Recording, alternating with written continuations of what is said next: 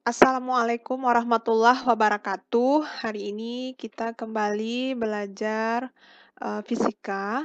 Materi yang akan kita bahas di sini adalah keseimbangan benda tegar dan titik berat.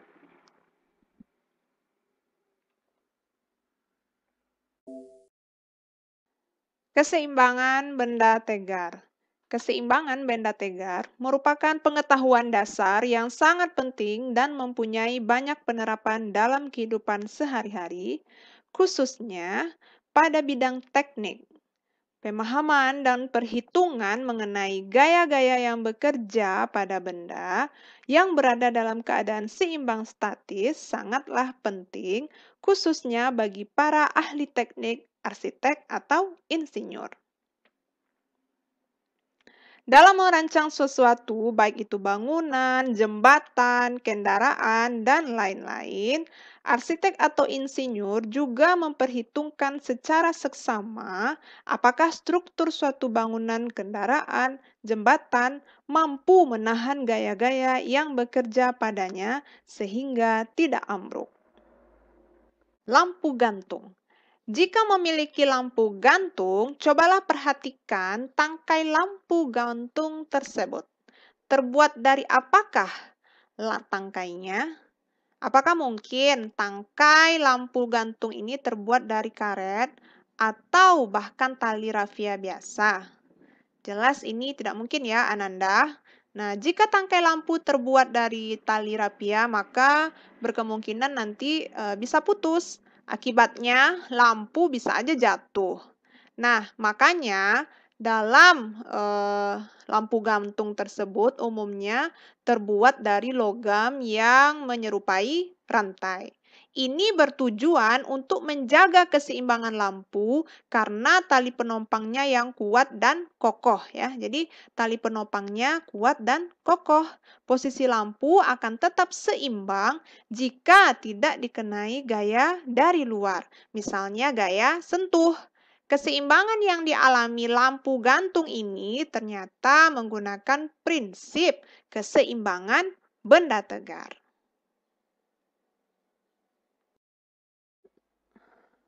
Benda tegar adalah suatu benda yang bentuknya tidak berubah saat diberi gaya luar. Keseimbangan benda tegar adalah kondisi di mana momentum suatu benda bernilai nol. Artinya, jika awalnya suatu benda diam, maka benda tersebut akan cenderung diam. Namun, jika awalnya benda tegar tersebut bergerak dengan kecepatan konstan, maka ia akan tetap bergerak dengan kecepatan konstan. Contoh soal. Seorang anak memanjat tali dan berhenti pada posisi seperti gambar. Tentukan besar tegangan tali yang menahan anak tersebut jika massa anak adalah 50 kg. Baik, yang diketahui di soal adalah massa anak 50 kg. Berarti nilai W-nya adalah 500 Newton. Oke. Kemudian diketahui di soal bahwa sudut di sini sebesar 37 derajat dan yang di sini 57 derajat. Oke. Kemudian nilai yang disuruh cari adalah nilai T1 dan T2, tegangan-tegangan tali ya. Kita uraikan terlebih dahulu. Pertama terhadap sumbu X. Nah, buat ya garis bantu. Kemudian sumbu Y. Oke. Nah, Ananda, lihat nilai T1 kita uraikan. Ini sudutnya adalah 37 derajat. Berarti nilai sudut yang di sini juga sama sebesar 37 derajat. Kenapa sama? Karena ini adalah pasangan sudut yang berseberangan. Oke, berarti kalau dibuatkan di sini adalah T1X, kemudian di sini adalah T1Y. Oke. Kemudian di sini adalah gaya tegangan tali yang kedua. Sudut yang di sini sebesar 53 derajat, berarti yang di bawah sini juga sebesar 53 derajat. Kenapa? Karena di sini juga merupakan pasangan sudut yang berseberangan. Oke. Nah, berarti di sini nilainya adalah T2X. Kemudian di sini adalah T 2Y. Oke. Arah T2Y sama dengan arah T1Y, yaitu ke atas. Oke. Nah, kita urai-uraikan gayanya ya, Ananda. Nah, untuk nilai T1X, nah berarti nilainya adalah T1 cos 37 derajat. Oke. Untuk T1Y berarti T1 sin 37 derajat. Dan untuk nilai T2X berarti T2 cos 53 derajat. Dan untuk T2Y berarti T2 sin 53 derajat. Ingat ya, syarat seimbang di sini adalah sigma Fx sama dengan 0 dan sigma Fy sama dengan 0. Berarti sekarang kita tinjau dahulu sigma Fx sama dengan 0. Nah, berarti gaya-gaya yang bekerja pada sumbu X yaitu T1 cos 37 ke kiri dan T2 cos 53 derajat ke kanan. Sehingga Ibu tuliskan T2 cos 53 derajat karena dia ke kanan berarti positif. Dikurang T1 cos 37 derajat sama dengan 0. Nah, ini karena dia ke kiri ya, Ananda. Inilah sigma Fx sama dengan 0. Oke, masukkan nilainya. Cos 53 derajat itu adalah 0,6. Kemudian cos 37 itu adalah 0,8. Nih. Nah, supaya gampang, kedua ruas ini kita kalikan dengan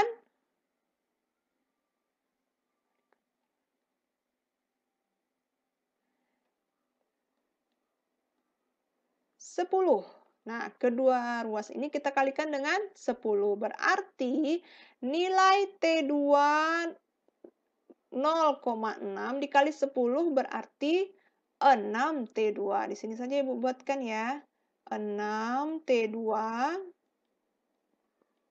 kurang. Nah, ini juga 10 dikali dengan 0,8 dapatnya 8T 1 sama dengan ini dikalikan dengan 10 hasilnya tetap 0. Oke.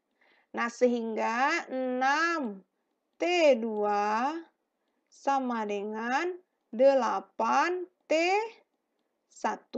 Oke. Supaya cantik, buatkan T2 sama dengan 8/6T1. Nah, 8/6 ini sama-sama kita bagi 2, sehingga dapatnya 4/3T1. Nah, inilah sebagai persamaan pertama. Nah, itu. Untuk yang sigma Fy sama dengan 0, berarti gaya-gaya yang bekerja pada sumbu Y. Nah, gaya-gaya yang bekerja pada sumbu Y ada 3, yaitu T sin 37, T1 sin 37 derajat, kemudian T2 sin 53 derajat. Ini sama-sama arahnya ke atas pada sumbu Y positif, sehingga di sini kita jumlahkan. Kemudian satu lagi, W. Kenapa dikurang? Karena dia adalah sumbu Y negatif. Ini nilainya sama dengan 0. Berarti untuk sigma Fy sama dengan 0, jumlah gaya pada sumbu Y adalah 3 buah. Oke, kita masukkan nilainya. Di sini T2 sin 53 adalah 0,8. Kemudian T1 sin 37 derajat adalah 0,6. Sedangkan W tadi kita peroleh nilainya adalah 500. Nah, T2 dikali 0,8 ditambah T1 dikali 0,6 dikurang 500, ini nilainya sama dengan 0. Dan ini merupakan persamaan yang kedua.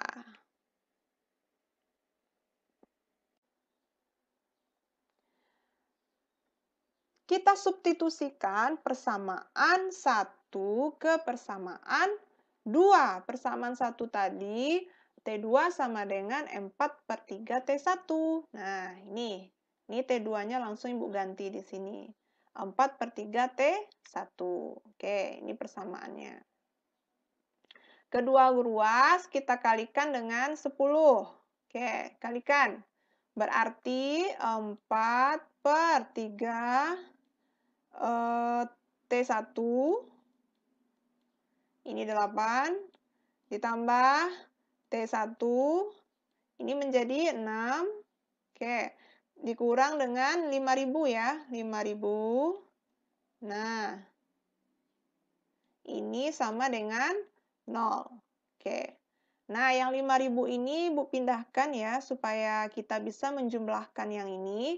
Berarti 4 dikali 8 dapatnya 32 per 3 T1 ditambah 6 T1. Ini berarti sama dengan 5.000. Oke, ini menjadi 5.000. Nah, ini kita sederhanakan kembali, berarti sama-sama per 3. Oke, ini kita sederhanakan, berarti sama-sama per 3. Berarti di sini nilainya adalah 32 T1, 32 T1 ditambah. Sementara yang ini berarti 18 T1. 18 T1. Ini nilainya sama dengan 5.000. Oke. Kita sederhanakan kembali, berarti kita tinggalkan 32 T1 ditambah 18 T1 sama dengan yang ini ke sini, berarti 15.000 ya. Nah, berarti 32 T1 ditambah 18 T1 ini dapatnya adalah 15.000. Oke. Nah, ini kita jumlahkan berarti 50 T1 sama dengan 15.000. Sehingga nilai T1 kita adalah, nah ini ada 0 ya, berarti kita sederhanakan. Ini kita sederhanakan, berarti T1 saja menjadi 1.500 per 5, dapatnya 300. Oke. Nah, untuk nilai T1 dapatnya 300 Newton. Lanjut, nah jadi kita udah memperoleh nilai T1 300 Newton. Nah, T2 kita tinggal masukkan saja lagi. T2 tadi persamaannya 4/3 T1. Nah, T1 dapatnya 300, berarti 4/3 dikali 300 dapatnya 400 Newton. Nah, itulah jawaban dari soal mengenai keseimbangan statis sistem partikel. Benda tegar adalah suatu benda yang bentuknya tidak berubah saat diberi gaya luar. Meskipun dia bergerak secara translasi maupun rotasi, bentuknya tidak akan berubah. Misalnya meja, kursi, bola, dan lain sebagainya. Jadi keseimbangan benda tegar adalah kondisi di mana momentum suatu benda bernilai 0 dan jika ditinjau dari sistem partikel, syarat keseimbangan yang berlaku hanya syarat keseimbangan translasi. Berbeda dengan syarat keseimbangan benda tegar. Perhatikan gambar Ananda. Nah, tarik kedua ujung mistar dengan gaya yang sama besar tapi berlawanan arah. Apakah sekarang mistar bergerak translasi, atau rotasi. Setelah kita ketahui bahwa untuk sistem partikel, syarat keseimbangan statisnya cukup sigma F sama dengan 0 dan benda bula-bula dalam keadaan diam. Apakah pada keseimbangan statis benda tegar juga berlaku syarat ini? Nah, Ananda, kita perhatikan tadi ya bahwa walaupun mistar awalnya diam dan resultan gayanya sama dengan 0, mistar masih bisa bergerak gitu. Mistar masih bisa bergerak. Mistar berotasi terhadap poros O berlawanan arah jarum jam. Nah, berlawanan arah jarum jam. Nah, rotasi ini terjadi karena torsi total terhadap poros O tidak sama dengan 0, artinya sigma torsinya tidak sama dengan 0. Supaya mistar ini tidak berotasi, maka resultan torsi pada titik apa saja yang diambil sebagai poros haruslah sama dengan 0, sehingga sigma torsinya sama dengan 0. Nah, seperti itu.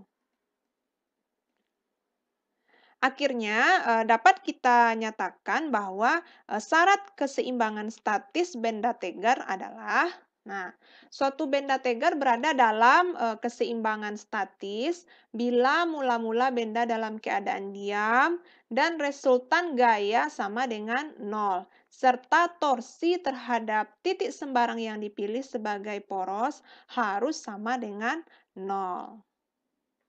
Secara matematikanya dibuat sigma F sama dengan 0 dan sigma torsi sama dengan 0.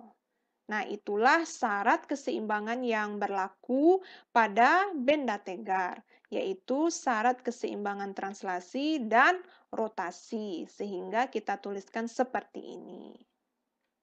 Nah, ini adalah contoh aplikasi keseimbangan statis benda tegar dalam kehidupan sehari-hari. Yang pertama yaitu pemain akrobat berjalan di atas tali dengan membawa tongkat yang panjang. Oke, pemain ini memegang tongkat tepat di tengah-tengah. Akibatnya gaya berat tongkat pada setiap sisi nih, sama besar. Gaya ini menimbulkan momen gaya pada sumbu putar, yang menjadi sumbu putarnya adalah di sini. Tubuh pemain akrobat sama besar dengan dengan arah berlawanan. Gaya ini menimbulkan momen gaya pada sumbu putar atau tubuh pemain akrobat sama besar dengan arah berlawanan sehingga terjadi keseimbangan rotasi dan ini menyebabkan pemain akrobat lebih mudah berjalan di atas tali. Contoh berikutnya adalah petani memikul dua buah keranjang yang dihubungkan dengan sebuah bambu. Oke. Petani memegang bambu tepat di tengah. Akibatnya, gaya berat bambu pada setiap sisi sama besar. Nah, gaya ini menimbulkan momen gaya pada sumbu putar tubuh petani. Ini yang sebagai sumbu putarnya sama besar, tapi dengan arah berlawanan. Sehingga terjadi keseimbangan rotasi. Dan ini menyebabkan petani lebih mudah membawa kedua keranjangnya. Nah, berikutnya pada gambar ini nampak ya dua orang anak yang sedang bermain jungkat-jungkit, tetapi ini dalam kondisi seimbang. Nah, ini kondisinya seimbang. Nah, gambar yang kedua, kondisinya tidak seimbang. Artinya anak yang berbaju kuning memiliki massa yang lebih besar. Nah, gambar yang ketiga, justru anak ini menyeimbangkan jungkat-jungkit ini dengan teman yang lainnya, tetapi dia menggeser tubuhnya ke dekat poros atau sumbu rotasi. Sehingga di gambar yang ketiga ini kondisi dua anak yang bermain jungkat-jungkit ini dalam keadaan seimbang. Itulah sedikit penjelasan tentang keseimbangan benda tegar. Terima kasih, semoga bermanfaat. Ibu akhiri, Assalamualaikum warahmatullahi wabarakatuh.